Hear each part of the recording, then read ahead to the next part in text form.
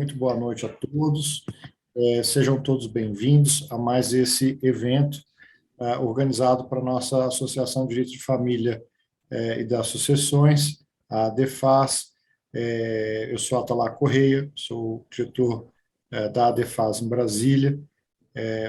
Tomei a iniciativa de organizar esses webinários durante a pandemia e com muita alegria aqui recebo para um segundo diálogo sobre a mediação, a doutora Luciana Marques Faria, que é nossa associada no Rio de Janeiro, advogada ali com grande experiência nessa área, e a querida doutora Verônica Aparecida da Mota César Ferreira, que é nossa conselheira científica na ADEFAS, advogada, psicóloga, doutora mestre em psicologia, um currículo tão grande que se eu fosse falar aqui, não terminaria hoje. A doutora Verônica é muito conhecida não só por suas publicações em jornais, mas também como sua prática aí, nessa transição entre a psicologia e o direito, um profissional extremamente respeitado. Então, a mim coube fazer essa breve apresentação desse webinar, lembrando a todos que nós temos mais duas programações. Na próxima terça-feira nós teremos um segundo webinar também para falar sobre mediação, e aí eu acho que daqui a 15 dias, eu vou verificar as datas aqui, vou passar para todos, nós teremos um outro seminário sobre mediação, encerrando aí nossas programações de 2021, com esse tema sempre candente, mas no último encontro nós vamos ouvir um professor mexicano falando sobre a prática da mediação naquele país. Muito bem, doutora Luciana, essa era a apresentação, eu lhe agradeço a palavra e a senhora fica à vontade para conduzir os trabalhos hoje. Obrigada, doutora Atalá. Agradeço a presença de todos aqui, a presença da doutora Verônica, que vai compartilhar comigo esse painel. Muito agradecida. E a gente vai falar um pouquinho, né? Na outra palestra, a gente falou sobre a mediação como instrumento de pacificação das relações familiares. E hoje nós vamos ver um pouco sobre a função do advogado na sessão de mediação. A gente sabe que o conflito ele é inerente do humano, né, da nossa vida. Por quê? Porque a gente vive em sociedade e as pessoas elas têm crenças, valores, experiências, expectativas de vida diferentes. Então é difícil da gente conseguir que todo mundo alinhe seus interesses, seus desejos, né? Então é difícil da gente conseguir a unanimidade. O problema acontece porque muitas pessoas acreditam que o judiciário é o único meio capaz de solucionar os seus problemas, os seus conflitos, de uma maneira adequada e segura. É o que a gente chama de... como é que é? Esqueci o termo, gente. Cultura do litígio. Tá? As pessoas, antes de tentarem conversar, tentarem se entender, compreender a outra parte, usar outros meios alternativos para a gestão pacífica, positiva do conflito, elas vão diretamente ao judiciário. E o que acontece? Fica uma procura muito grande no judiciário, o judiciário fica abarrotado, a gente não consegue uma prestação jurisdicional célere, efetiva, porque muitas das vezes a gente ingressa com uma ação e o judiciário está tão abarrotado que até chegar naquela sentença, a situação fática das pessoas, principalmente nas relações familiares, que são bem volúveis, né, mudam. Então, aquele interesse inicial, ele já não é exatamente aquele do momento do ingresso da ação, da propositura da ação. E quando a gente tem muita demanda judicial, o que acontece? Isso também prejudica a vida em sociedade, porque as pessoas, elas pegam, com a decisão judicial, né, uma solução impositiva do conflito que elas estão vivendo, elas perdem a capacidade de conversar, de criar a solução para os seus conflitos. Elas ficam muito beligerantes, então a gente fica numa sociedade muito beligerante, tá? A gente sabe que o processo judicial é longo, a gente sabe que isso, dentro das relações familiares, né, a tramitação de um processo deixa as pessoas mais tensas, nas relações familiares as pessoas estão mais estressadas, né, esses conflitos, as pessoas ficam muito estressadas, as pessoas elas perdem a capacidade de conversar de uma maneira ordenada, pacífica, e vai minando vários outros conflitos, outras situações, e as crianças sofrem muito, né? Nesses núcleos familiares que têm crianças, elas sofrem muito com essa cultura do litígio. O ideal é que a gente busque a cultura da pacificação, ou seja, antes da pessoa procurar o judiciário, ela ser orientada de que possui meios alternativos para a solução daquele conflito, uma gestão positiva de conflitos. A gente tem a mediação, tem a conciliação, tem a arbitragem. A gente tem que munir as pessoas para elas entenderem os direitos delas, a maneira como elas exercem o direito que elas possuem, as implicações de buscar o judiciário, tá? Quais são as consequências? Você vai buscar o judiciário, vai demorar, a relação vai piorar, vai trazer consequências para o seu filho. Isso a gente tem que explicar para as pessoas e explicar a ela as outras possibilidades que ela tem a não ser o judiciário, tá? O acesso à justiça é legítimo, as pessoas têm o direito de procurar o acesso à justiça, mas a gente tem que compreender o acesso de uma maneira mais ampla, tá? Não é buscar o judiciário para resolver toda e qualquer contenda, tá? A gente pode buscar os meios alternativos de solução de conflito e você vai estar dando acesso à justiça a essa pessoa. E vai lá para homologar um acordo, alguma coisa assim. E dentro do Poder Judiciário, você pode fazer a mediação, a conciliação, em qualquer tempo do processo, a gente pode utilizar essas técnicas de autocomposição e pedir para o juiz homologar o acordo. Tá? O que não pode acontecer é abarrotar o judiciário com questões que poderiam ter sido conversadas e a gente ter pelo menos tentado resolver de uma maneira com a autocomposição dos conflitos. Aqui, no caso, a gente está falando da mediação, tá? Os benefícios da cultura da pacificação são vários, né? Porque quando a pessoa está informada, ela conhece os direitos dela, ela sabe o que está por vir, ela tem condições melhores de escolher o caminho que ela acha que vai atender às expectativas dela. Então, informação é muito importante, tá? A cultura da pacificação, ela estimula o diálogo entre as pessoas. Então, as pessoas aprendendo a dialogar mais, aprendendo a ter cooperação, né? A gente fala que a família é a base da sociedade. Então, o que acontece? Se a gente começa dentro da nossa família, dentro dos nossos conflitos familiares, a gente aprende a solucioná-los ou tentar solucioná-los com as técnicas da gestão positiva de conflitos, a gente vai passando isso para a sociedade, e o convívio social fica bem melhor, né? Então, eu acho que eu tinha para falar, né, esse resumo, essa introdução do tema. A doutora Verônica vai vir, a gente sabe que o CPC, o Código de Processo Civil, ele impulsiona que a gente utilize essas técnicas de autocomposição dos conflitos, né? Tem lá o procedimento para audiência de conciliação, para sessão de mediação, tem os princípios informativos desse instituto, tem regras, né, que a gente deve cooperar, que a gente pode fazer autocomposição durante toda a tramitação do processo. Então, assim, o legislador, ele privilegia a autonomia das pessoas em resolverem os próprios conflitos. E a gente tem que impulsionar, tem que informar, tem que levar as pessoas a entenderem essa cultura da pacificação e os seus benefícios.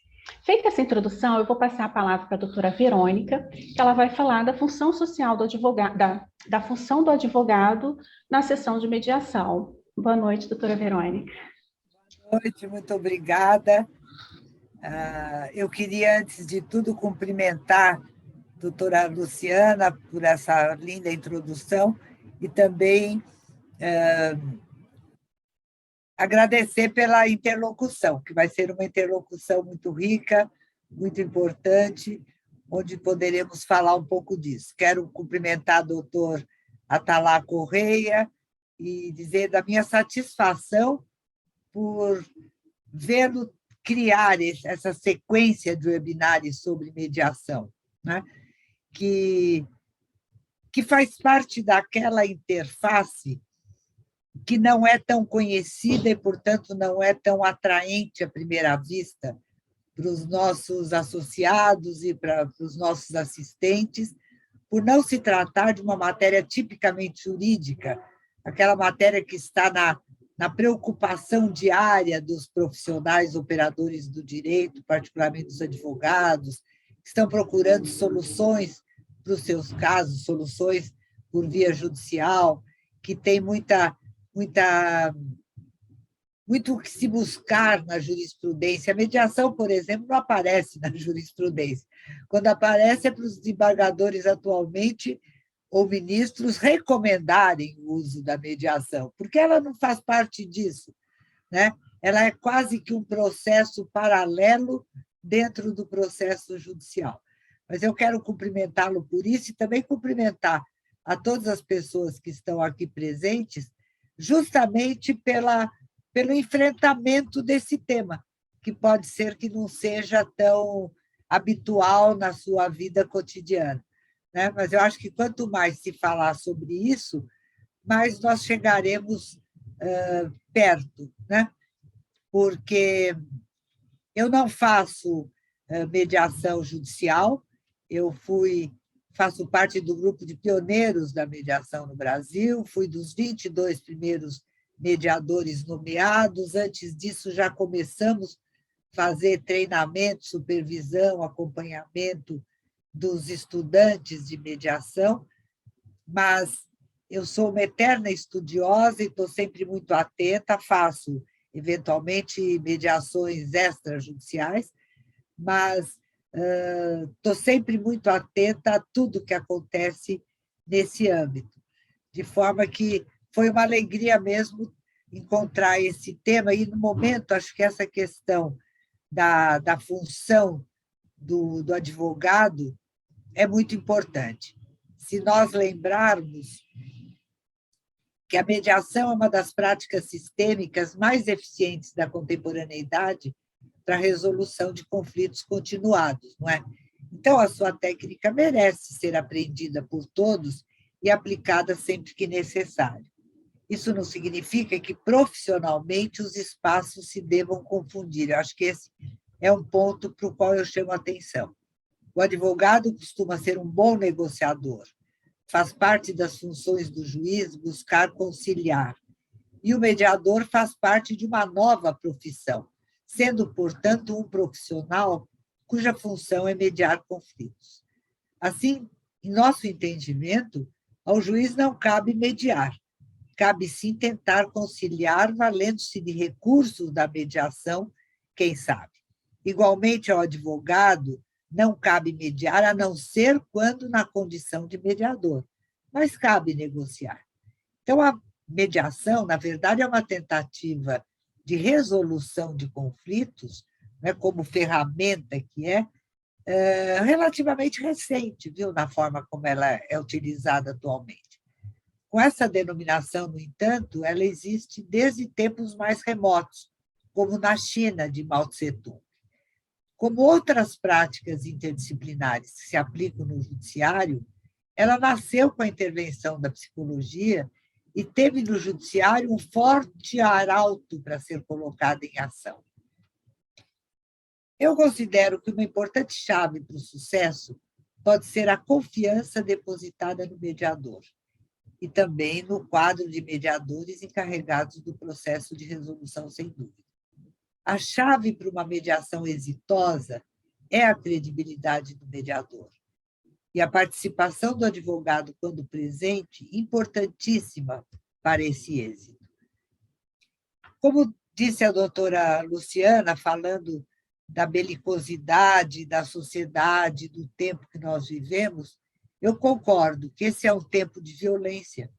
E talvez por isso haja tantas tentativas de se passar da cultura do litígio para a cultura da pacificação. Vejam, as pessoas entram em conflito pelas mais diversas razões. E sua dificuldade em cooperar é que as leva a competir de forma pouco saudável. Por exemplo, elas podem competir, isso a gente vê muito nos processos, tanto por concordar como por discordar a respeito do objeto da disputa. Então, João e Maria podem competir, por exemplo, por gostarem de um mesmo bem e disputarem sua propriedade. Por outro lado, eles podem discordar a respeito de algo e a disputa será para estabelecer quem está com a verdade. Percebem? Foi mencionada aqui a apresentação do webinar da semana passada, que eu apreciei muito. E tenho gostado muito de tudo que tenho ouvido sobre o exercício da mediação pelas novas gerações. O entusiasmo, a paixão, a crença na ferramenta. Isso me fala de uma mudança de cultura mesmo, da cultura do litígio para a cultura da pacificação. E, provavelmente, esse movimento se deve ao excesso de belicosidade que marcou o século XX. De qualquer modo, para se aderir a algo ou para se combater algo, é preciso que se conheça o objeto desse amor ou desse desamor. Por quê? Porque por trás de todo ato social há uma pessoa humana. Por trás de atitudes individuais, de práticas profissionais, de pessoas jurídicas, de relacionamentos sociais, tanto no nível micro, como o casal e a família, como em nível macro, como sociedades e nações. Há pessoas humanas. O perfil de personalidade conduz muito das nossas atitudes. Então, a história de vida do indivíduo, a família de origem, a transmissão de valores, as crenças, os mitos, estão na base de suas ações e de seu estar no mundo. A cultura molda o indivíduo e ele precisa se sentir na média das pessoas para ter sentimento de pertinência, né? Isso eu já dizia na primeira edição do meu livro Família, Separação e Mediação, uma visão psicojurídica, que está na 4ª edição. Lá eu já falava dessa mudança de cultura. E não é fácil mudar a cultura. Esse foi o primeiro livro interdisciplinar psicojurídico escrito por autor único, no caso autora, que foi publicado no Brasil. Como tudo aquilo que nasce de nós, muitas vezes precisamos de um olhar externo para perceber melhor seu significado e alcance, porque o ser humano precisa de reasseguramento.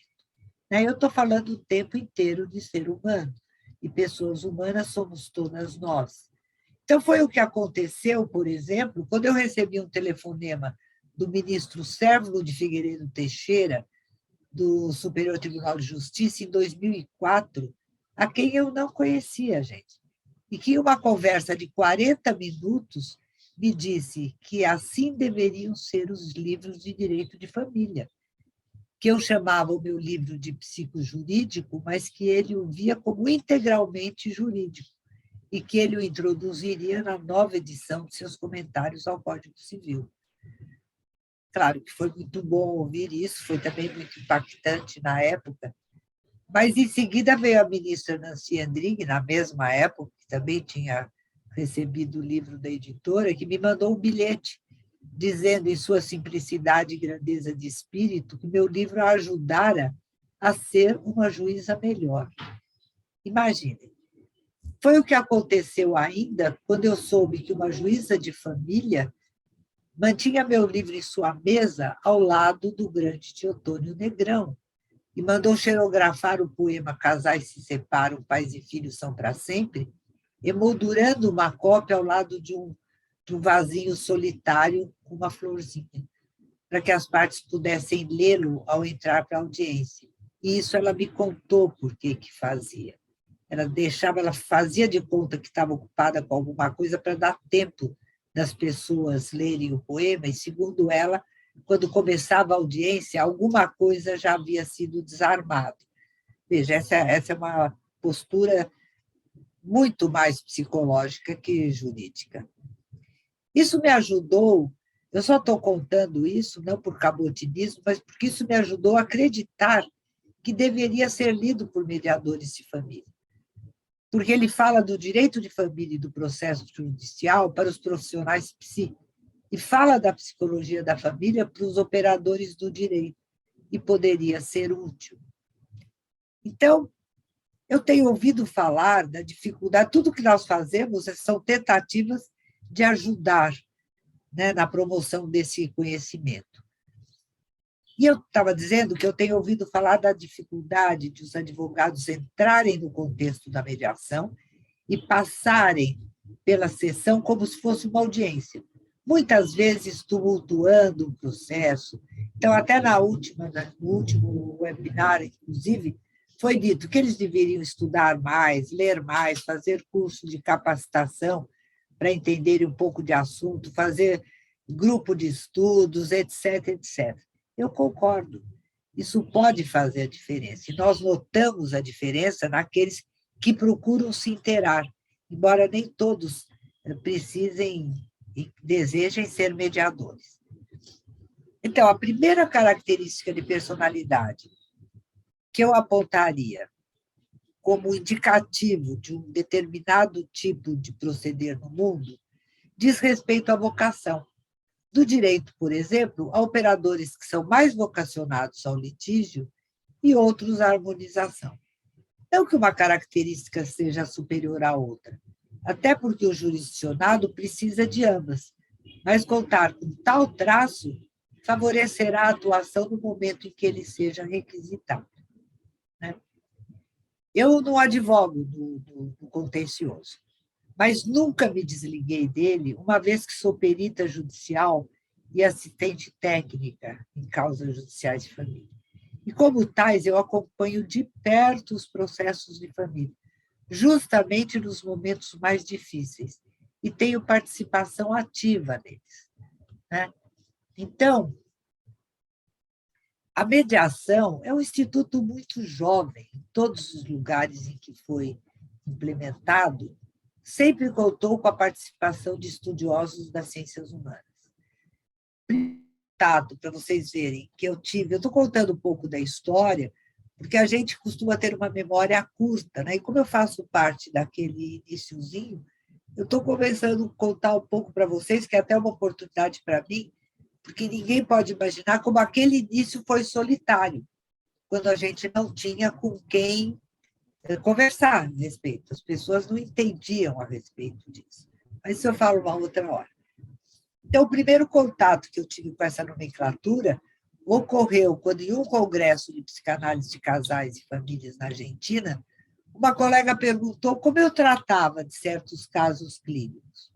Quando eu expliquei, ela me disse: mas você é uma mediadora de divórcios? Confesso que até então eu nunca tinha ouvido essa expressão. E como essa questão de ser mediadora de divórcio?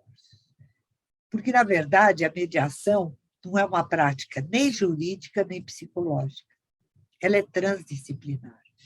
O seu procedimento costuma ser mais rápido e é um instrumento que, por atuar em diversas interfaces com o emocional, pode produzir efeitos terapêuticos. Não é que ela seja terapêutica, é preciso que isso fique bem claro. Uma coisa é fazer terapia, isso é coisa para capacitados profissionalmente, isso é coisa para habilitados profissionalmente. Outra coisa é ter ações na vida que produzam efeitos terapêuticos. Às vezes, uma boa palavra que a gente diz para alguém produz nela um bom efeito terapêutico. O acolhimento que um juiz tem com uma pessoa produz um efeito terapêutico. Eu me lembro uma vez de um juiz que foi paciente meu, foi analisando meu, que me contou que chegou um senhor na vara e tinha tido um problema com o filho, tarará, tarará, conseguiram se acomodar, e ele disse: será que eu podia dar um abraço no senhor? O juiz disse que desceu e ficou no chão junto com o senhor, e ele deu um grande abraço, eles se abraçaram muito, e o senhor disse: puxa, o senhor não sabe que diferença esse abraço me fez. Então, este abraço teve um efeito terapêutico, como deve ter tido efeito terapêutico toda a atuação daquele juiz, que no caso nem era de família, não, era um caso civil, ele estava discutindo com o filho uma questão de terra, que o filho queria, bom, enfim, no fundo é caso, claro que é problema de família, mas estava num outro fórum, não é? Então, provavelmente, toda a postura desse juiz naquela ocasião deve ter levado a esse desfecho, né? E isso junto com o filho que foi se desarmando, junto com o pai, porque nós estamos falando de um movimento sistêmico, nós não estamos falando de uma pessoa perfeita que resolve o problema para todos, nós estamos falando de uma interação ali que deve ter levado a isso. Mas eu queria contar para vocês que a década de 90 foi muito importante na mediação do Brasil. E nós, felizmente, fizemos parte disso. Em 1994, eu era presidente do Cefasp, Centro de Estudos da Família de São Paulo. E lá nós estávamos na época de promover um evento, então resolvemos convidar um desembargador, que havia sido juiz de família, o desembargador César Peluso, que depois veio a ser ministro do Supremo e até ser o presidente, para falar de direito de família para terapeutas familiares. Vejam que interessante. Como eu tenho muitos amigos no direito, tinha colegas, etc., sabia que eles gostavam de ouvir o desembargador, eu os convidei, mas disse, olha, gente, a palestra vai ser básica, porque não é para operadores do direito, é para terapeutas familiares. Mas eles gostavam muito de ouvir o Peluso e tal, e foram a esse evento. Então, esse encontro, onde eu tinha lugar no meu consultório para 100 pessoas, apareceram 110, quer dizer, contrariando todas as regras de marketing, não é mesmo? Que dizem que a gente deve esperar 10% dos convites enviados. E foi tão interessante a integração entre as duas áreas, foi a primeira vez que houve, segundo consta, que houve um evento assim que reuniu pessoas dessas duas áreas, né? Psi e jurídica. Foi tão interessante que, uma semana depois, estava criado o Instituto Brasileiro de Estudos Interdisciplinares de Direito de Família, né? E aí esse instituto foi caminhando, em 95 nós criamos uma comissão temática de mediação, em 97 teve o primeiro evento mesmo interdisciplinar psicojurídico. Durante esse período, esse instituto teve uma vida curta, mas muito, muito frutífera, né? Foram publicados 3 cadernos, os cadernos de estudo número 1, 2 e 3, que também foram as primeiras publicações tipicamente interdisciplinares, com temas de direito de família, em que o pessoal do direito escrevia juridicamente, o pessoal da psicologia, do ponto de vista psicológico, e eu sempre era aquela que escrevia do ponto de vista psicojurídico, porque já transitava nisso há muito tempo. Foi do nosso instituto que saiu o anteprojeto de mediação, dessa comissão temática, que foi elaborado pelo ministro Peluso e depois foi subscritado pela deputada Zulaye Cobra, e depois se juntando ao projeto consensuado, que teve um movimento na OAB, etc., acabou chegando ao Congresso. O fato é que, em 96 também, a desembargadora Maria Cristina Zucchi, que é nossa diretora científica aqui da DEFAS, coordenou o primeiro curso de capacitação e mediação na Escola Paulista da Magistratura, né? Então, eu mesma sou da Escola Magistratura desde 2004.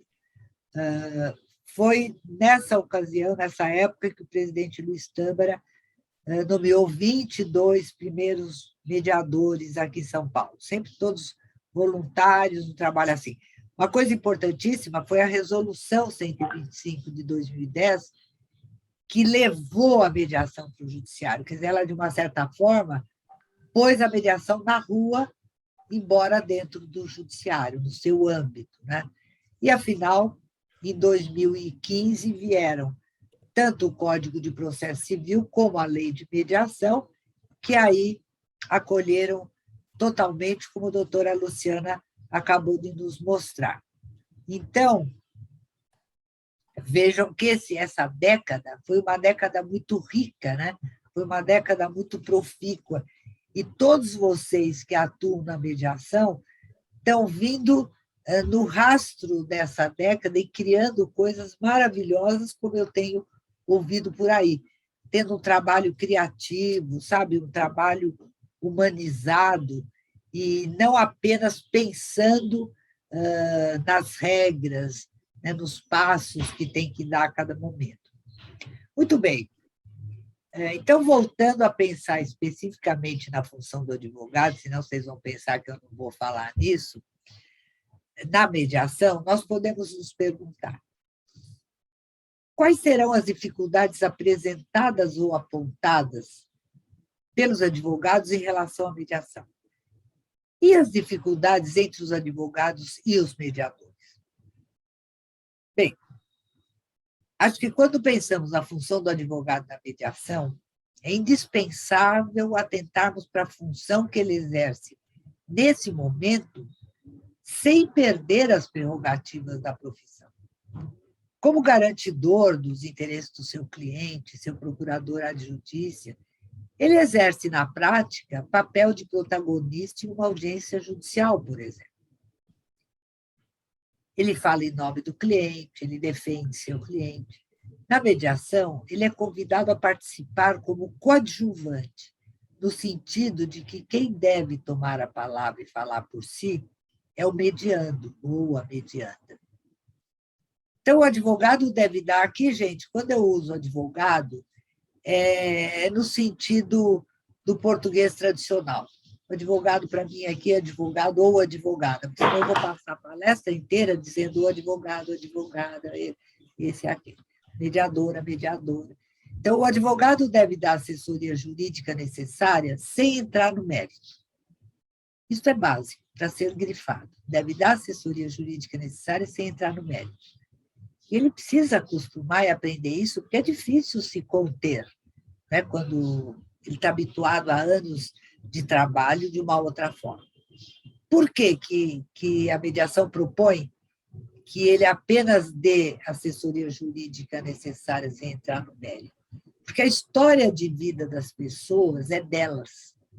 E assim também os seus conflitos. E a mediação é um espaço que se abre, uma oportunidade que se abre, para que nessa interface entre o jurídico e o psicológico, nessa linha tão tênue, tão limítrofe, essa pessoa possa falar da vida dela e falar do seu sofrimento e falar dos seus conflitos.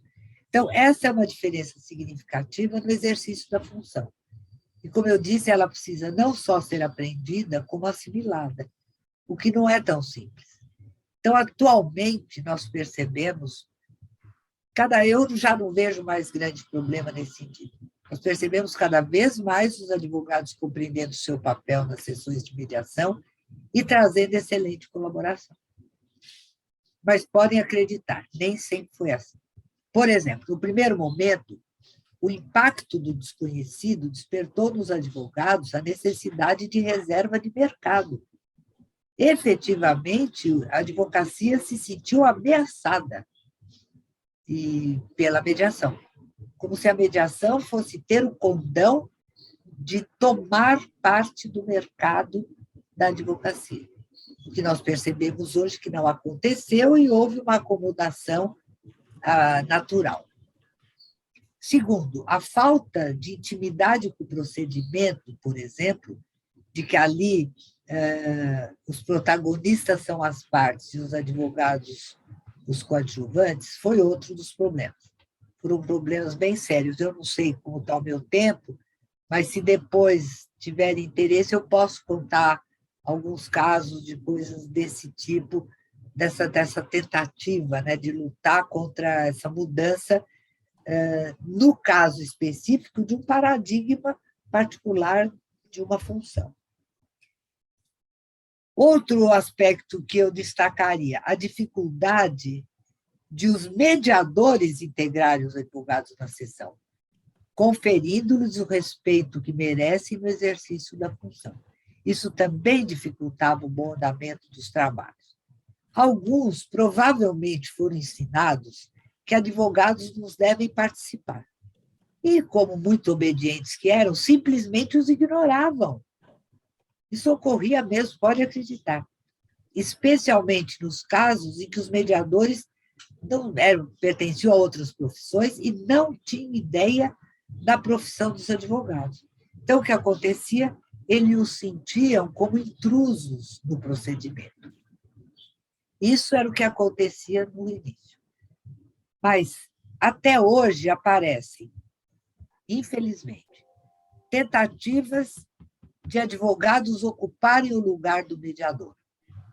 Eles interferem, alguns advogados, estou falando de, espero que uma minoria, mas são casos que me foram relatados, interferem e não deixam de jeito nenhum o mediador conduzir, tentando sobrepor sua profissão à do mediador.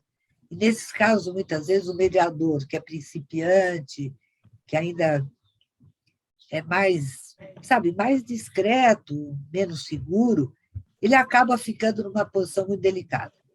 E o mediador mais experiente acaba tendo um problema sério, porque acaba tendo que explicar para o advogado qual é a posição de cada um ali e tal. Mas, então, ainda há casos desse tipo. Por outro lado, nós também temos casos em que o mediador não ouve o advogado e pode destruir até um acordo prévio. Eu tenho um caso emblemático que me foi relatado por uma advogada que realmente é chocante do meu ponto de vista. Essa advogada, uma advogada conhecida, experiente, etc., uma ótima banca advocatícia, estava atendendo um casalzinho muito jovem e muito simples, pro bono. Ela atendeu esse casal que tinha um filhinho, eles tinham 20 e poucos anos, jovenzinho mesmo, tinha um filhinho. Depois de muito esforço, ela conseguiu que eles chegassem a um acordo. Acontece que tinha uma audiência de mediação já agendada no Sejusc e tal, e foram lá para o Sejusc.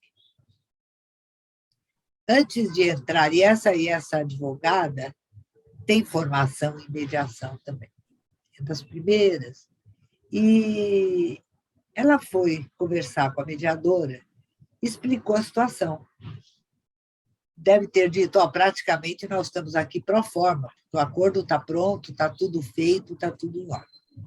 Bem, eu não sei o que aconteceu, só sei o epílogo. A mediadora, eu não sei se ela resolveu passar por todo o manual de mediação, se ela resolveu testar tudo, eu não entendi. Em vez de ela procurar investigar, por exemplo, se a afirmação da advogada correspondia, ela agiu de tal maneira que, pasmem os senhores, os meninos saíram de lá sem acordo e brigados, quando eles tinham entrado com acordo de guarda, visitas e alimentos. Então, isso não dá para entender. Quer dizer, ou falta supervisão, ou falta traquejo, ou é fruto de uma insegurança grande que faz com que ele sinta que ouvir o que aquele advogado está falando vai subestimá-lo como tal. Eu não sei o que aconteceu nesse caso. É por isso que eu sempre proponho que, do mesmo jeito que há na medicina, que há na psicologia, na própria advocacia, que o júnior sempre vai acompanhando um sênior às audiências, etc., a mediação também deveria ter um serviço que eu chamaria de residência, né? Onde, durante um ano após a sua formação, o término da sua formação, ele deveria sempre estar acompanhando o mediador mais experiente para adquirir um pouco de traquejo mesmo, e eu penso que é muito útil. Ninguém aprende nada sozinho, sabe? Você tira o diploma num dia e no dia seguinte cai na arena dos leões e tem que resolver tudo sozinho, como se o seu diploma, o seu certificado te desse todo esse poder. Não dá. Não dá. É a vida, é o dia a dia que nos leva a isso. Outro caso que também, para mim, foi muito triste, foi menos grave do ponto de vista do desastre, até porque eu nem sei o que aconteceu depois desse caso. Eu soube de uma estagiária, vocês sabem que o pessoal, quando está fazendo estágio, vai para o Sejusc das suas cidades, das suas regiões, procurar estágio, né? Cada Sejusc se organiza de uma maneira, mas é muito frequente, é bastante comum as pessoas irem atrás buscar estágio. Cada um tem que se virar para encontrar o seu estágio. Muito bem. Então, uma estagiária foi ao Sejusc, encontrou uma mediadora lá andando, tal, porque é um monte de gente querendo estágio, né? E encontrou uma mediadora lá no corredor e perguntou para ela, explicou quem era, a sua condição e tal, perguntou se poderia assistir a uma sessão dela. Ela iria fazer uma sessão de abertura, era a primeira sessão, então era todo aquele protocolo inicial. A mediadora virou para ela e disse, olha, pode, não tem problema nenhum você assistir, mas pelas conversas que eu ouvi no corredor, eu já percebi que não vai sair acordo. Gente, isso impede o mediador de trabalhar com isenção, né? Se nós tivéssemos uma plateia aberta, talvez tivesse todo mundo dando risada, mas rindo para não chorar, porque a gente ri de uma coisa dessa justamente pensando como há necessidade de mais cuidado, de mais treinamento, não é? Então, as dificuldades podem ocorrer por desconhecimento por parte dos advogados e por falta de preparo e experiência dos mediadores. Ou seja, no fundo, acaba havendo, além dessa parte bem contextual de cada um, muita disfunção na comunicação, né? Porque a disfunção na comunicação é uma fonte inexorável de conflitos. Não é mesmo? Vejam bem, nós falamos de pessoas ali que estavam na mediação, que podiam ter se sentido meio encostadas na parede, né? Meio em xeque e tal. Uma situação de temor pode acarretar o sentimento de ameaça. É a mesma coisa o cachorrinho. Ele vê você está com medo dele, mas ele também está com medo de você, ele ataca por medo de você. Não é necessariamente que aquele cachorrinho em particular seja agressivo, né? Então, uma situação de temor pode acarretar um sentimento de ameaça. O temor pode levar à frustração. A frustração pode levar à violência. A violência pode levar à destruição. Então, é importante, nesses casos, tentar sair imediatamente da relação adversarial e partir para a cooperação em atitude empática pelo outro. Isso vale tanto entre litigantes como entre os profissionais, como nós estamos vendo aqui. Por quê? Porque a comunicação pode colocar muitas armadilhas. Então, para evitar, é preciso que se criem algumas condições para o diálogo, pelo menos. Então, antes de tudo, alguns elementos que eu chamaria de pré-dialógicos devem estar presentes, como, por exemplo, o conhecimento da intenção de cada interlocutor ao abordar o tema em discussão. E o reconhecimento recíproco dessas intenções, ou seja, a tentativa de compreensão da intenção alheia.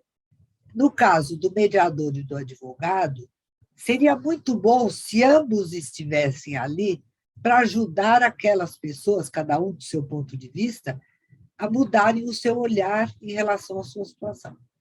Eles não estão lá para ajudar a fazer acordo, mas para ajudar essas pessoas a, quem sabe, sofrerem uma mudança na relação que lhes permita chegar a esse acordo.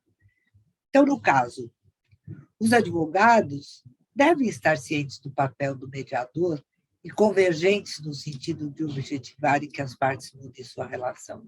E o mediador deve estar ciente do papel do advogado e acolhê-lo adequadamente. Então, para que o diálogo propriamente dito ocorra, é preciso haver coincidência de temas, que os interlocutores deem ao assunto a mesma importância e cheguem a uma definição comum dos termos utilizados na conversação. Ora, se um está ali tentando ajudar as partes a chegarem a alguma coisa e o outro já sabe que foi só para atrapalhar, não vai haver diálogo. Em compensação, se todos estiverem ali visando ao mesmo fim, tendo o mesmo desiderato, evidentemente vai ser diferente. Bom, em suma, nós estamos diante de uma situação tipicamente sistêmica, né? Se não se tiver internalizado a ideia de inter-relações com reciprocidade de influência, se não se perceber que a lógica mecanicista, a lógica binária do bom e mal, certo e errado, não vai ajudar as pessoas a mudarem seu olhar, provavelmente o conflito entre as partes continuará. Pois, como eu disse lá atrás, por trás de quaisquer atos estão pessoas humanas, delas dependerá em muito a resolução dos conflitos, que no caso do direito de família não são meros litígios de família, mas mais do que isso, são problemas das famílias, e nelas dói e muito. Muito obrigada, gente. Perfeito, doutora Verônica. Estava pensando aqui na questão que a senhora falou, né, a gente primar, né, o advogado primar pela qualidade da mediação. Se a gente conhece o Instituto, a gente consegue, a gente ajuda, né, porque a gente conhece o Instituto, a gente sabe como se portar na audiência, na sessão de conciliação, e a gente também pode primar pela qualidade da mediação. Porque se a mediação, a sessão de mediação não for uma coisa agradável e as pessoas tiverem ali uma experiência ruim, uma qualidade ruim, elas vão criar, né, aquele bloqueio com o Instituto, e até mesmo o advogado. Às vezes tem um advogado que não está acostumado a fazer mediação e participa de uma sessão de mediação e tem uma experiência ruim, ele bloqueia. Então, ele sempre vai falar para os clientes dele, porque é a experiência que ele teve, ele vai querer passar para o cliente dele. Toda a razão. E aí, a gente tem que primar pela mediação. Aqui no Rio, a conciliação, que é bem diferente do que a mediação, né? Eu lembro que eu comecei a fazer conciliação na época da faculdade, no juizado especial, e a conciliação do juizado especial, hoje, é muito diferente daquela conciliação do início, porque a gente explicava para as partes as vantagens, conciliava mesmo. Hoje, a gente chega e fala assim, tem acordo? Não, não tem. Acabou. Isso no juizado especial. Então, a gente tem que tomar esse cuidado para que a mediação... Ainda hoje é assim? No juizado especial ainda é assim. Tá? Só que agora, sim, a maioria juntou a audiência de conciliação com a AIJ. Já nas varas, né, cíveis, e eu sou conciliadora de vara de família. Lá a gente faz diferente, a gente conversa, a gente faz a negociação, o acolhimento das pessoas, tudo, né? Conversa sobre o caso e tenta chegar ao acordo. Então, eu acho muito importante essa questão da gente primar pela qualidade da mediação. Não sei se a senhora concorda. Gustavo, perfeitamente, concordo integralmente. Como concordo com aquela colocação da última semana, como eu disse há pouco, né? Das pessoas poderem se ilustrar um pouco mais, né?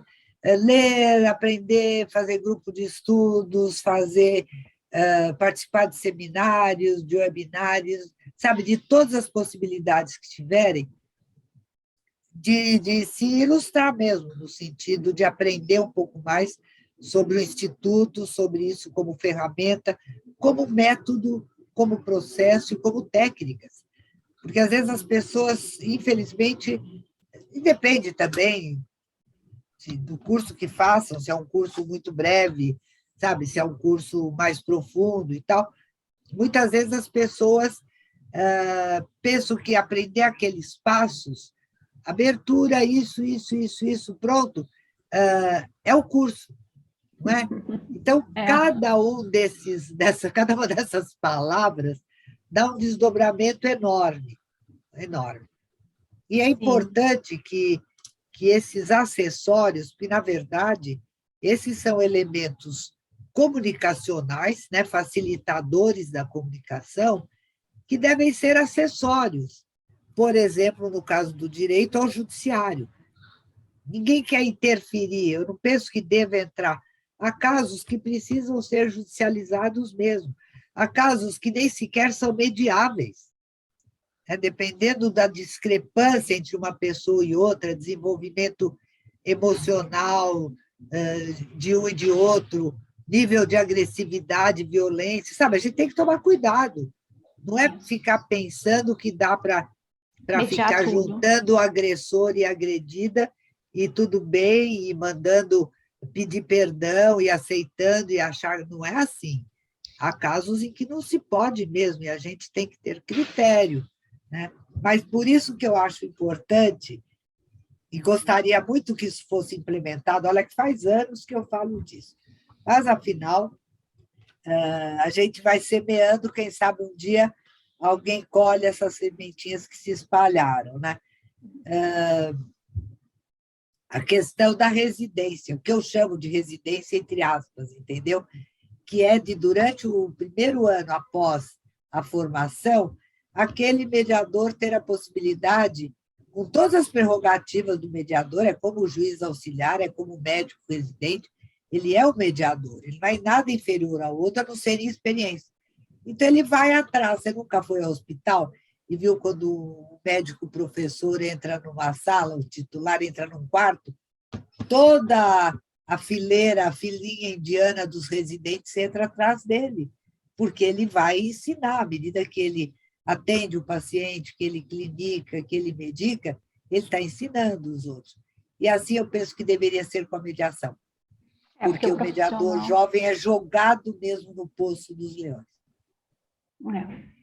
E outra questão que eu achei interessante que a senhora falou da questão de sair da beligerância, né? Eu acho que talvez essa pode ser uma das grandes dificuldades dos advogados, né?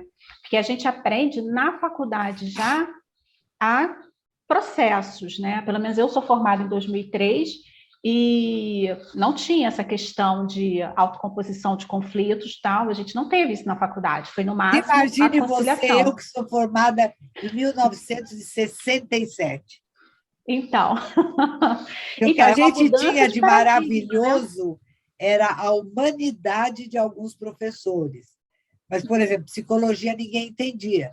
Eu fui aluna de um Washington de Barros Monteiro, que é uma coisa de dar água na boca de todo mundo, que era uma moça, como se dizia. Né? Ele era um homem super educado, fino, delicado, super-humano, e um filósofo entendia como ninguém, de humanidades. E, no entanto, psicologia ainda não existia. E, bem ou mal, por exemplo, pelo jeito deste professor, nós lidávamos com a vida de uma determinada maneira, porque ele era assim, como aquela história do juiz que eu contei com aquele pai e o filho. Uhum. Mas, na verdade, nós éramos obrigados a aprender um direito adversarial. Outra pessoa que era excelente era o professor Moacir Amaral Santos, processualista. Mas ele nos ensinava a sermos ex-adversos. Entendeu? Era a mentalidade da época. Então, isso foi evoluindo. Veja que beleza. Eu falei que a década de 90 foi importante, e nós sempre batalhamos muito para que isso entrasse nas universidades, sabe, Luciana? Uhum. Como cadeira, como disciplina, etc. E acho que hoje tem bastante, não, Atala? Imagino que deva ter. Aqui no DP, aqui em Brasília, a gente começou um programa que a prática da da mediação é o primeiro contato do aluno com a prática judicial. Então, eles fazem um curso de conciliação, mediação, ali um curso básico, 2 semanas intensivo, e eles são convidados a ter esse primeiro contato como conciliadores no Tribunal de Justiça a partir do convênio que a gente tem. É uma experiência muito legal, muito bacana, e aí só depois dessa experiência é que eles vão ter efetivamente ali aquela oficina de práticas de peças cíveis e de penal. Foi uma iniciativa que ganhou prêmio na época do CNJ, por trazer a conciliação para dentro da conciliação e mediação para dentro da formação dos alunos, e eu acho que cada vez avança mais. Isso deve eu acho que isso é bem, bem importante, né? Quer dizer, isso que eu falo da sementinha. Essa é uma coisa, uma prática, você disse o quê? Durante 15 dias, é isso? Isso, eles fazem 15 dias o curso básico ali, parece pouco, parece pouco, mas são 15 dias que eles ficam ali assistindo às sessões, ouvindo os mediadores, os conciliadores. Isso vai despertando em quem tiver que despertar o desejo de conhecer mais, de ir mais a fundo, etc. Porque sem oportunidade, você não conhece nada, você não ama nada que você não conheça. Entendeu? Se você não tiver a oportunidade de distinguir entre A e B, você só tem um dos dois. Eu mencionei, doutora Verônica, doutora Luciana, no nosso encontro passado, e repito aqui, quando eu tive a oportunidade de falar naquela ocasião, e efetivamente eu passei no concurso da magistratura, eu trabalhei com a ministra Nancy, ela era uma apaixonada pelo tema, e eu pensava, a ministra Nancy, o juiz é para julgar, não tem que conversar, não tem que nada disso. Mas, alguns anos depois, eu já tinha passado o concurso, eu fui assistir uma oficina, uma mediação, né? E efetivamente me encantei pela prática. Eu acho que as observações que a doutora Verônica fez quanto aos advogados também se aplicam aos juízes, né? Menciono só um caso aqui, mais para colocar para mais de uma das histórias da doutora Verônica e da doutora Luciana, é que geralmente você faz, na vara de família, tem muito aquele juiz que faz o acordo, olha, faz o acordo, e ele exerce quase uma pressão sobre as partes para que façam o acordo, né? E não raras vezes os litígios não se resolvem, porque efetivamente faz o acordo dos alimentos, vem uma revisão de alimento, ou vem um pedido de prisão, ele diz que não pode pagar, ou é uma guarda dos filhos que ficou mal resolvida. Então, essa forçar o acordo nunca é uma boa estratégia, porque o conflito permanece, a pessoa se sente que não resolveu bem e o processo volta, né? Uma das coisas que eu sempre imaginei fazer aqui, a gente nunca conseguiu fazer bem aqui no TJ, seria, depois de ter uma conciliação ou mediação bem-sucedida, ligar após 6 meses, ligar após 1 ano, para saber, olha, está tudo bem, efetivamente resolveu, como é que foi? Eu acho que esse é o maior sinal de qualidade desse tipo de acordo. Mas eu acho que você deve batalhar para conseguir isso.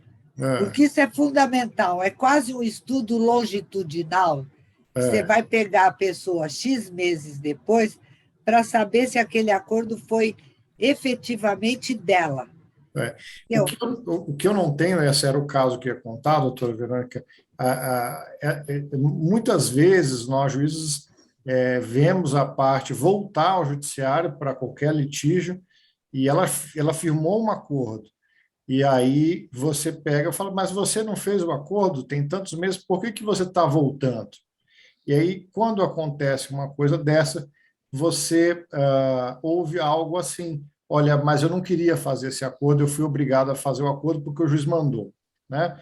Então, essa é uma postura que às vezes aparece, mas também que revela que os juízes precisam entender muito melhor quais são os procedimentos e qual o método da conciliação, para que também não atrapalhem impondo acordos de forma aí desnecessária. Então, aí que a gente está falando de traços de personalidade. Por exemplo, o juiz que se protege na toga para ser mais autoritário, mais diretivo, para fazer acontecer, ele perde a oportunidade de ser um profissional mais humano que pode efetivamente ajudar as pessoas a chegarem a dar solução para seus problemas. Se as pessoas conseguirem dar solução para os seus problemas, diminuirá tudo. Não é porque a gente entra com tal método para desafogar o judiciário. Não é que tem que desafogar o judiciário com acordo, porque dali a pouco a pessoa entra com outro processo, e os processos se estendem, né? São como os processos que eu vejo em perícia, né? São processos muito dolorosos, são processos terríveis mesmo. Eu acho que os piores que existem, quando chega na perícia que a coisa está realmente difícil, né? Então, muitas vezes o próprio juiz consegue ajudar muito com a postura dele no momento da perícia, né? Ele é firme quando tem que ser firme, etc., mas, ao mesmo tempo, ele mostra o lado humano para as duas partes. Isso ajuda muito, entendeu? E ao contrário também, né? Da mesma forma que ter um pouco de conhecimento da visão sistêmica e dos procedimentos sistêmicos faz diferença, podem acreditar. Eu já estive com juízes há 20, 25 anos, na época da minha pesquisa acadêmica e tal, que ficavam 4, 5 horas. Eram juízes muito, muito vocacionados para a família, mas eles ficavam 4 ou 5 horas tentando um acordo direto, entendeu? Só que numa visão bem mecanicista, de causa e efeito. Então, ficavam aquelas 5 horas ali, ao passo que, anos depois, quando nos encontramos, ele me disse, olha, no momento em que eu entendi como é que funcionava, sabe, esse pensamento sistêmico, essa coisa da inter-relação em que todos estão efetivamente envolvidos, que não é só um que é culpado e outro que é o santo, etc., a coisa começou a melhorar. Não é que tenha 100% de resultados positivos, mas melhora muito o percentual, né? O que eu queria mencionar também, quando eu participei bastante das discussões que resultaram na resolução 125, né? Eu estava bem envolvido com esse tema na época. Eu acho que um ponto importante para mencionar para os colegas é que o judiciário, quando a gente buscou trazer a mediação, isso se discutiu muito, né? Inclusive na elaboração do CPC, se deveria ser uma mediação compulsória, né? Ou algo assim. Teve isso. Mas o que eu lembro, assim, que eu acho que é importante a gente falar, doutora Verônica, olhando de dentro do judiciário, é assim, aqui em Brasília, acho que a maior parte dos estados não consegue fazer boas mediações em todos os casos de família que chegam. Vamos colocar assim, a doutora Verônica colocou um ponto importante, que nem todos os casos são mediáveis. Esse é um dado importante, mas até que você perceba se o caso é mediável ou não, você teria que ter sentado numa mesa para conversar. De toda forma, os recursos humanos envolvidos no judiciário não são suficientes para atender todos os casos em que é possível haver mediação. Então, o judiciário monta esses incentivos, né, inclusive no CPC, colocando a audiência ali de conciliação de mediação, mas precisa de recursos humanos, no mais das vezes voluntários. Nem todos os estados têm tabela de pagamento para mediadores. Aqui no DF são todos voluntários, né?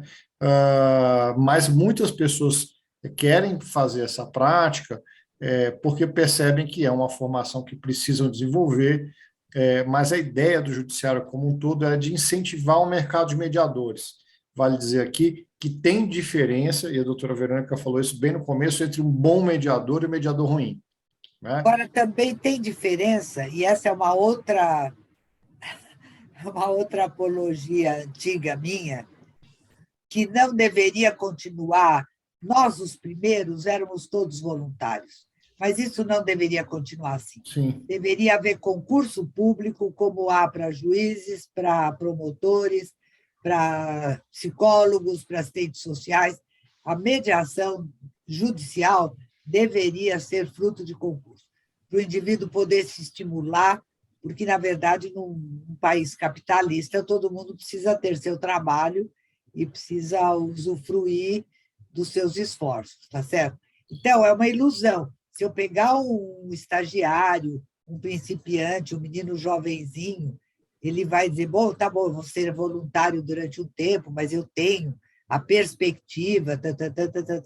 Agora, ficar eternamente como voluntário, eu não posso aprovar. Nem sei se é legal, deve ser, porque senão não estaria instituído aí. Mas eu não posso aprovar, porque eu acho que não ajuda no aprimoramento da pessoa. Com o tempo, ela não se sente, sabe, o começo é muito entusiasmo, mas com o tempo ela não consegue se sentir valorizada. Esse é um problema que não foi equacionado ainda, porque se cria o código, se cria todo um aparato, mas não se dá uma dotação orçamentária específica para os cargos. Não sei Então, como é que isso existe, que isso funciona hoje, com essa dotação. Mas, por exemplo, em 2010, se não me engano, eu tive dando aula no Tocantins, pela Escola da Magistratura. E, nessa ocasião, lá, já todos os mediadores eram remunerados. essa é uma coisa, depende do Então, Estado. depende do Tribunal de Justiça de cada estado, tem impressão. Depende do Estado. Tem Estado que tem orçamento, né? E aí ele implementa, ou ele pode passar uma lei com cargos, dentro do seu Estado, pode modificar a lei de custas, como a Mayara indicou aqui, tá? Mas o que acontece? Eu acho que isso é importante. Aqui no DF, não, como a gente não tem pagamento, não tem custas, nem concurso, nem custas, o que acontece? Você tem alguns mediadores que são voluntários, e não pode optar pelo mediador, né? Acho que essa é uma decisão ruim, porque como a figura do mediador é uma boa figura, a ideia do CPC é que você pudesse escolher quem é o seu mediador. Então, eu digo assim, olha, eu gosto Naquele cadastro, né? naquele cadastro. Eu gosto muito da Luciana como mediadora. Ela é Claro, uma se a ótima outra profissional. parte concordar, Sim, a outra convidam parte essa mediadora, concordar, é isso e mesmo. etc. Mas a ideia por que a resolução e o CPC não tocam nisso? Primeiro, porque você precisa ter um problema de orçamento envolvendo isso, né? Isso cabe às justiças nas suas diversas esferas. E a segunda questão é que a ideia era que incentivássemos aí câmaras de mediação, como existe na Espanha, como existe em outros países, de modo que essas estruturas se formassem fora do judiciário, né? De modo que as pessoas, os escritórios de advogados, entendam qual é o Mas, papel. na verdade, também são empresas privadas. Sim, A sim. Câmara de Mediação é empresa privada. Eu acho que num país que tem tanta coisa institucionalizada, o mediador era coisa natural para vir E, e e aí, seguir. e aí, pensando um pouco alto aqui, aproveitando a posição da doutora Verônica como conselheira científica da nossa associação, Aí você esqueceu que eu sou diretora nacional de relações interdisciplinares. e diretora É? nacional, Ah, essa é uma falha minha aqui. essa é que me honra muito, tá vendo? Doutora Verônica, mas como nossa diretora nacional, eu acho que a senhora deveria levar para o Conselho, eventualmente, a formação de uma Câmara de Mediação dentro da nossa associação, né, para que terceiros interessados pudessem escolher aí os seus mediadores em termos de direitos de família, para desenvolver isso. Uma ideia um pouco É uma audaciosa, mas ideia, mas antes eu gostaria de realmente pugnar pela remuneração dos mediadores. Por exemplo, que a doutora Maiara disse que em São Paulo as partes é que pagam os mediadores. O que eu tenho visto em supervisão, em grupo de estudos com alunos, etc., é que, de modo geral, ela pode nos confirmar ou não, é muito constrangedor, porque o mediador ele é visto como uma outra figura do judiciário, ele é visto como uma pessoa qualquer do judiciário. De repente, ele tem que virar e dizer, olha, vocês me devem, e o pior é que é uma Desculpe, eu acho que é uma importância irrisória, qualquer coisa como R$ 70 uma sessão. Eu não posso entrar no mérito, porque aqui o economista é o doutor Sandro, que pode dizer como é que a gente pode aquilatar isso. Mas a mim parece insuficiente para pessoas que têm tanta formação, sabe? Receber apenas, não sei, R$ 70 por uma mediação, ainda ter que dividir pelas partes, cada um paga 75. Uma das coisas mais importantes que eu aprendi em psicologia foi que a pessoa, para valorizar, ela tem que pagar o suficiente para ela. Existia uma pessoa, Madre Cristina Sodré Doria, que é uma pessoa importantíssima na psicologia do Brasil e que dirigiu o Instituto Sede Sapiense durante muitos anos. Ela me disse um dia, quando eu era muito jovem, que a gente não deveria, por exemplo, atender o paciente totalmente de graça, a não ser que ele não tivesse nada, porque no SEDES, por exemplo, naquela época, a pessoa não tinha dinheiro para a condução, para o sanduíche, então a gente ajudava. Mas ela dizia, de um modo geral, vocês têm que aprender a avaliar bem, porque a pessoa só vai dar valor para aquilo que ela pagar, o que ela pode pagar. Então, assim também falou comigo o padre que criou esses bazares da Pechincha. É um padre alemão, e ele criou os bazares da Pechincha. Por que ele criou os bazares da Pechincha? Porque ele disse que um dia ele saiu da casa paroquial com um terno, encontrou um senhor na esquina, perguntou se ele queria, o homem disse que queria, ele deu o terno de presente. Daí ele voltou, entrou na igreja, não sei o quê. Quando ele saiu, ele viu que o homem tinha jogado o terno no lixo. Então, naquele momento, ele despertou para o fato de que deveria fazer alguma coisa para oferecer aquele terno, e se alguém quisesse comprar, comprasse pelo que pudesse pagar. Eu não sei se eu estou desviando um pouco o assunto, mas me parece profundamente constrangedor e muito simplista esse negócio de dizer que as partes é que devem pagar. É uma espécie de dizer para o mediador, você dá um jeito. Eu conheço vários mediadores que não cobram, que acabam a sessão e não tem jeito de cobrar.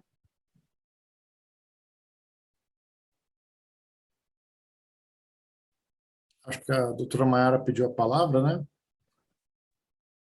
Olá, boa noite. Me ouvem bem? Sim.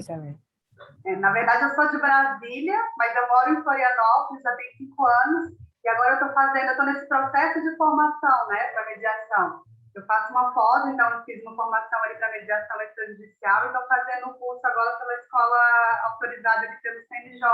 E o meu estágio é que vai ser em São Paulo.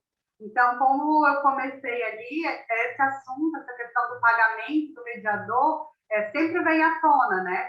E lá, pelo que eu já pude apurar, eles têm uma tabela, na verdade, quando a gente vai fazer a nossa inscrição, que você coloca o patamar da sua experiência. Se você é iniciante, intermediário ou avançado.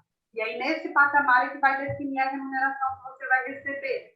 E aí varia de localidade para localidade, essa questão da forma como a cobrança é feita, né? Então, tem locais que o pessoal do cartório já ajusta isso com as partes antes, e outros não. O próprio mediador antes, né? E aí eu concordo que realmente é uma situação até constrangedora você tratar essa questão do pagamento ali, né? Previamente a uma sessão. E ainda nesse tema, aqui em Santa Catarina, eu conversei com a juíza ali de Itajaí, a doutora Camila Coelho, ela é da vara de família, extremamente voltada, assim, tudo que ela pode fazer lá, ela realmente faz para estimular essa questão da mediação. E aqui a gente não tem pagamento, né? E essa questão do não pagamento também, ou pagamento, pode acabar e se torna, né, um fator exclusivo também, né? Aquela parte que não tem condição de pagar, ela se veria ali talvez como um obstáculo para participar de uma mediação, enfim. As questões variam, né, realmente, de localidade para localidade. Eu concordo com a doutora Verônica, né? Eu acho que sim, que é uma coisa, um sistema uniforme, né, para resguardar, para valorizar o mediador, porque é uma atividade maravilhosa. Estou entendendo. Não me ouvem? Agora não entendi esse finalzinho, Não. cortou um pouco. Ah, tá. Esse final diz que eu concordo com a doutora quando fala dessa questão da gente ter um sistema, né, que padronize, que, né, enfim, valorize o mediador para que mais pessoas tenham, né, e a gente consiga implementar a mediação em maior quantidade, né, em mais casos, a gente consiga ser mais abrangente, porque os resultados dela são infinitamente melhores para todo mundo do que um processo fiscal, né? Que não significa que os mediandos que não possam pagar não paguem, sejam beneficiados pelo Estado como qualquer jurisdicionado, né? Com certeza. Tá muito. Mas, enfim, esse é um tema para um outro webinar, né? Exatamente. Mas muito bem, doutora Luciana, eu não sei como nós estamos de horário aqui, mas acho que eu não sei se querem estender o debate, se tem mais perguntas do público. Por mim, eu acho que já está bom. Não sei que alguém tenha mais alguma pergunta.